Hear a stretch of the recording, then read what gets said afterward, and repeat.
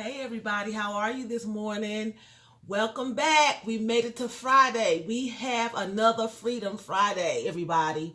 I hope everybody's night went well. Mine went pretty good. I slept pretty well. I'm not tired. I'm refreshed. I know I come on here a lot and I be like, I'm tired, but it's basically from working and running all the time. But today I'm not tired. This morning I'm not tired. I'm having a smooth morning so far. So that's great. That's awesome. And I thank God for it. So I want to come back here with another story time this morning to lighten the mood.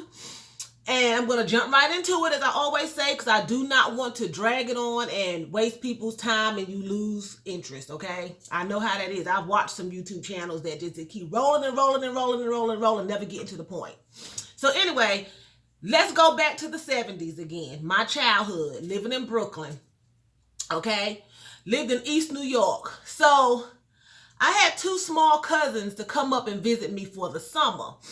So they were like, I'm say 5 and 6 years old, okay? And I was like maybe 13, somewhere in there, maybe 13. So they came up for the summer, and my mother would work, and I would be left there, to babysit them and everything. And even though they were younger than me, I was still a child too. I was 13, so we were kind of close, even though we were far apart in age, 8 years old, 8 years apart in age, we were still kind of close. That was my mother's baby sister's children.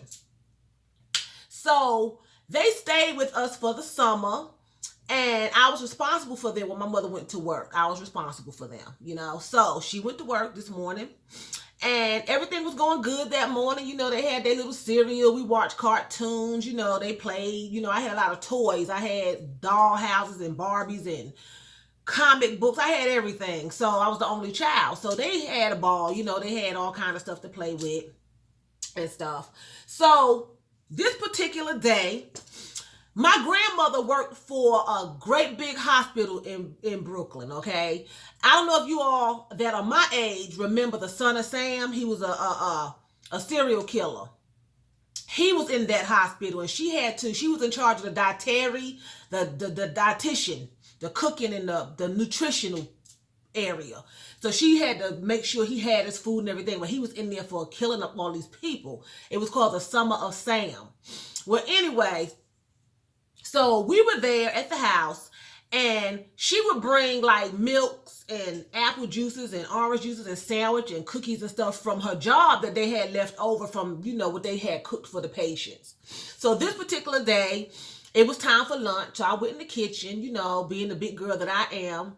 I gave them a carton of milk for their nutrition. I gave them a sandwich and a piece of fruit. And I had a table in my room for children because, like I said, I was the only child. So I had this table in my room. It was like a marble little table with the little iron off chairs.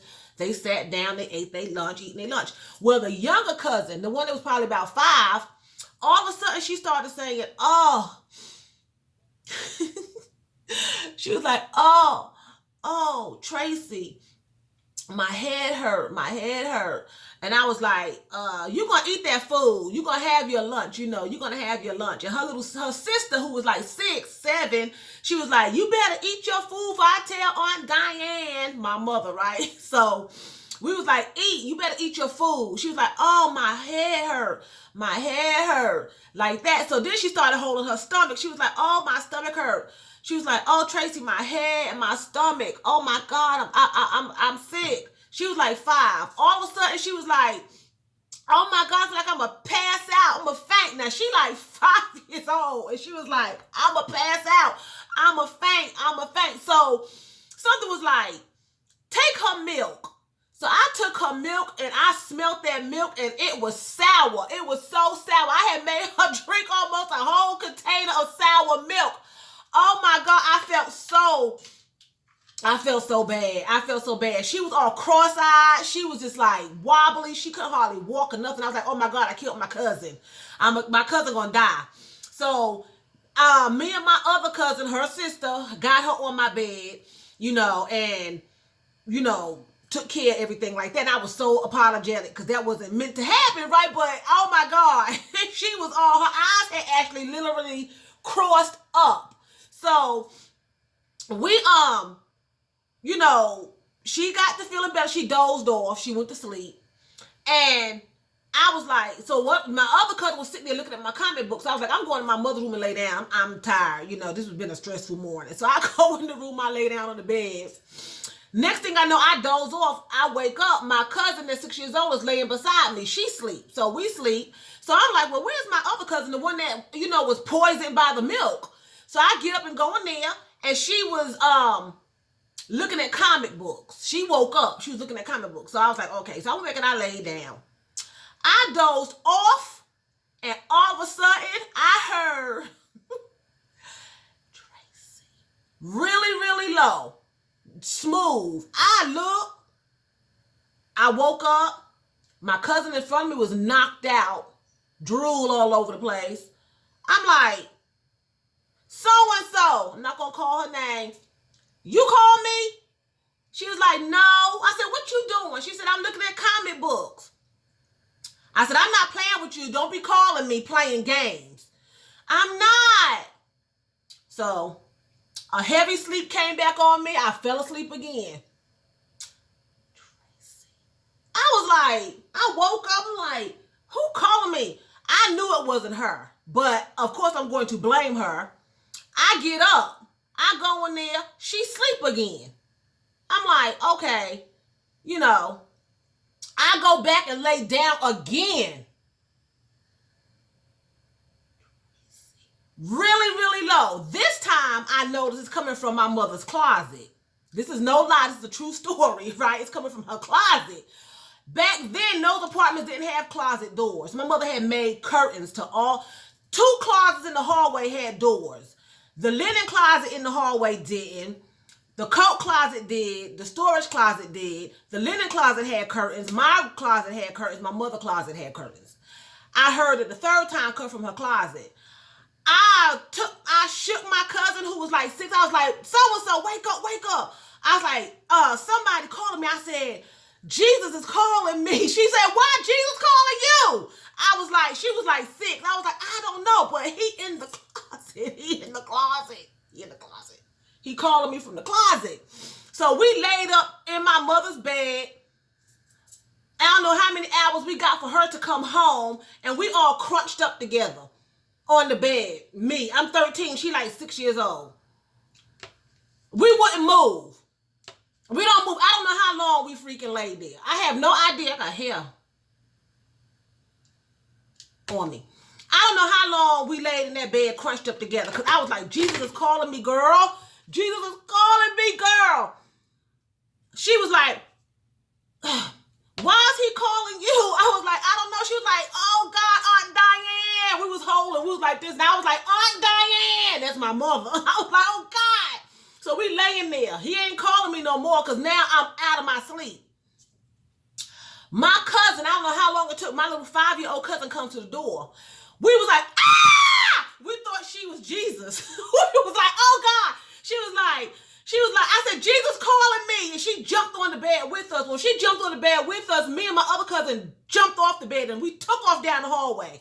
My little 5-year-old cousin, she coming down the hallway behind us. We all screaming. We run in the living room. We all jump on the couch. And she was like, oh my God, Aunt Diane, why Jesus calling you? Why would Jesus walk with you? Why he calling you? We was freaking out.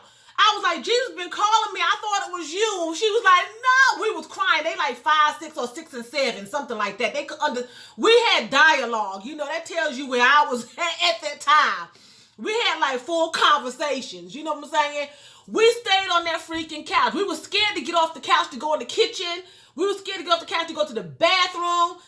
I mean, we was terrified. We was like, I don't know what he want with me, but I'm not answering him. And they was like, you don't answer. We were scared to death. It was terrifying.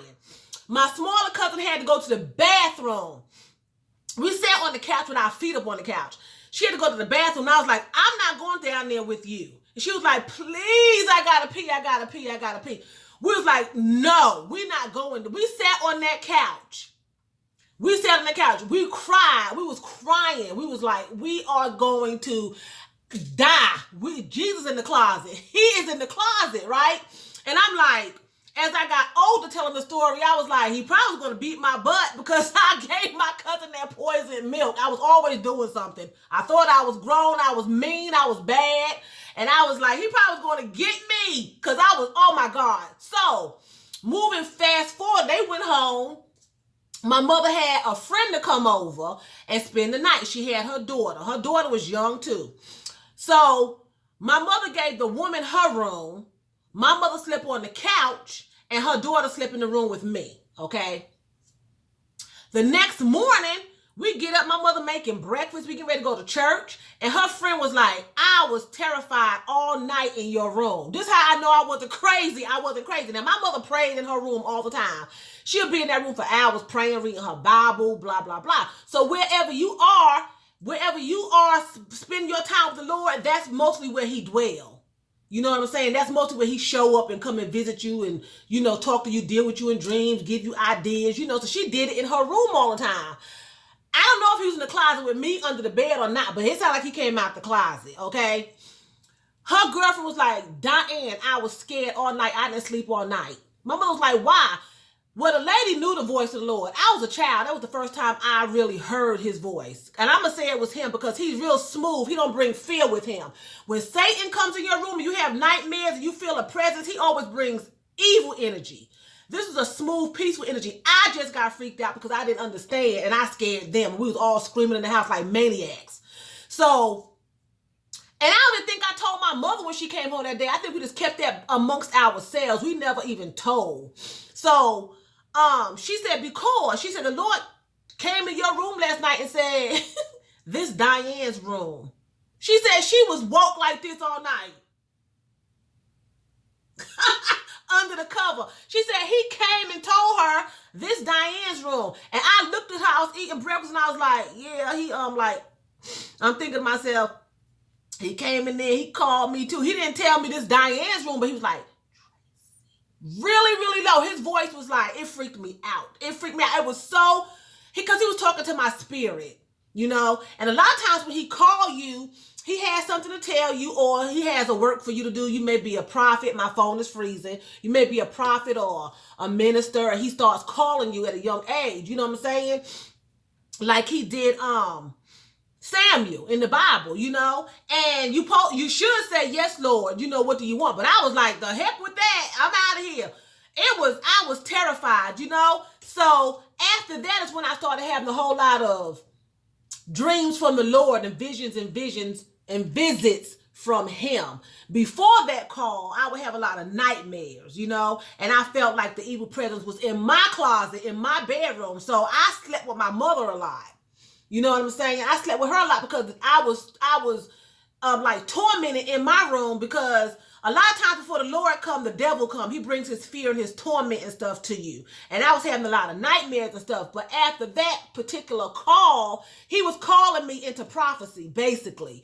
And that's when I started having a lot of visions, a lot of dreams and things like that. But I was like, you could have gave me a sister a warning and maybe did one of these numbers. You know, hello? Anybody home? Tracy, can I talk to you? Not in the closet. Tracy. I swear.